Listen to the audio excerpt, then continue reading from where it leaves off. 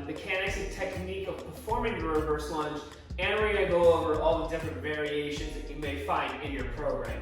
So if you're watching this right now, you might have a specific variation that you're supposed to be doing. In this section of the video, we will be going over each one and kind of how to set up for it. Before you saw this part of the video, what you saw was probably the variation that you'll be doing, okay? So, the reverse lunge, generally, I really like to program in alternating legs as opposed to hitting one leg at a time. So unless you see it specified that you're going to hit one leg at a time in your program, then you're going to perform it alternating, just like how you see in the video. So what alternating is going to be is just you're switching legs on each rep, as opposed to hitting all the reps on one leg and then hitting the other.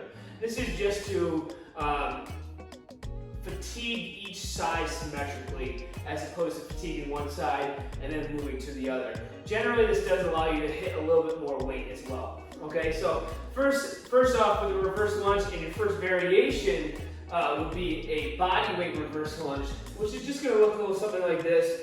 You're stepping back, have a nice stretch on the hip flexors. You're going to let yourself lightly tap the floor, and I like to have a very slight positive shin angle in the shins. What that's going to be is your knees going slightly forward. I don't want a vertical shin, so I want to see that slightly forward shin. That way we're going to hit the quads and we're hitting the hamstrings pretty symmetrically, because we're allowing the knee to go forward and we're stepping back pretty far to lengthen that quad and hip flexor.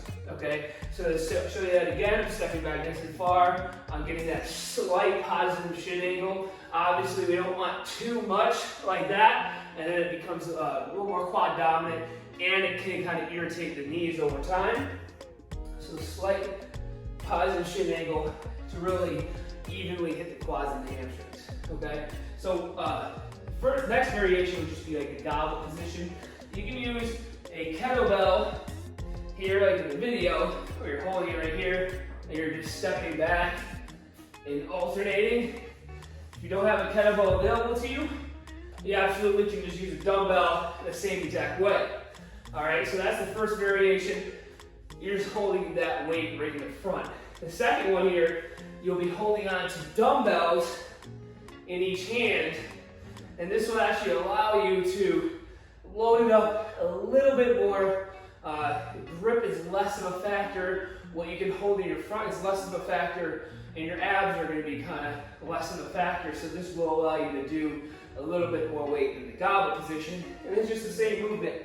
You're stepping back and alternating.